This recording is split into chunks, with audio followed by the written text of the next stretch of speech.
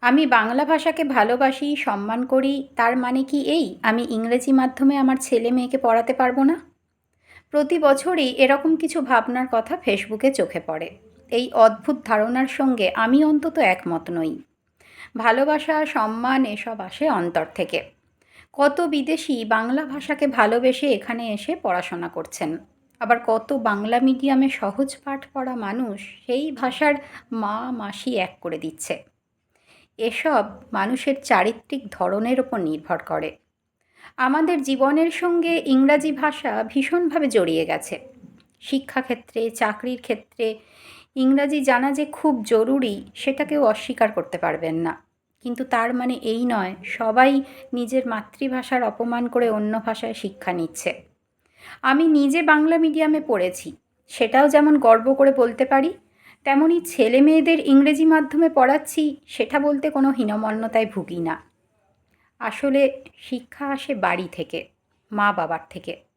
সেটা যদি সঠিক হয় পরবর্তী প্রজন্মও নিজের ভাষাকে সম্মান করবে।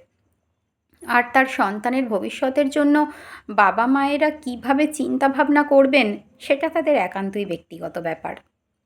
বরং ১৫ থেকে ৭৫ কিছু মানুষের মুখে রাস্তাঘাটে, ট্রেনে, বাসে বিশুদ্ধ মাতৃভাষায় বিখ্যাত কিছু গালি শুনে শুনে কান পচে গেছে। বয়স্ক মানুষ, মহিলাদের সামনে অক্লেশে চলে এইসব গালিগালাজ। তখন তাদের শিক্ষা আমাদের ছোট নদী দিয়ে শুরু নাকি টুইঙ্কেল টুইঙ্কেল লিটল স্টার দিয়ে শুরু ভাবতে অবকাশ দেয় না। এটাই বুঝি মানুষ হবার শিক্ষায় অনেক ফাঁক আছে। আমরা বাড়িতে কাপ, প্লেট, চেয়ার, টেবিল এই শব্দগুলো ব্যবহার করি।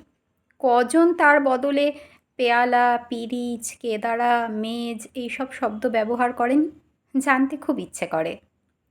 মাকে মা বলে ডাকি বা মাম্মি, তাতে মা আর সন্তানের বাঁধন একই থাকে। কিন্তু কেউ কেউ তাতেও সম্মান অসম্মান অনেক কিছুই বুঝে যান। অনেকে তো মনে হয় এটাও বিশ্বাস করেন শাড়ি পরা মায়ের মমতা জিন্স পরা মায়ের মমতার চেয়ে বেশি। সুতরাং নিজের ভাষাকে মানুষ সঠিক শ্রদ্ধা করে কি করে না, ভালোবাসে কি বাসে না, তার বাটখারা হিসেবে ব্যবহার করে তার নিজের অদ্ভুত কিছু ভাবনাকে। ফলে হিসেবে মেলে না। আমি কতটা বাংলা সাহিত্যে প্রগাঢ় পণ্ডিত, বাবাকে বাবামশাই বলি কি না, সুক্ত ভালোবাসি কি না, সেটাই সব। সময় তো কিছু পাল্টে দেয়ই। আমি বাংলা বলতে ভালোবাসি, বাংলা শুনতে ভালোবাসি, নিজে বাঙালি বলে গর্ববোধ করি। সেটাও কি ভালোবাসা নয়?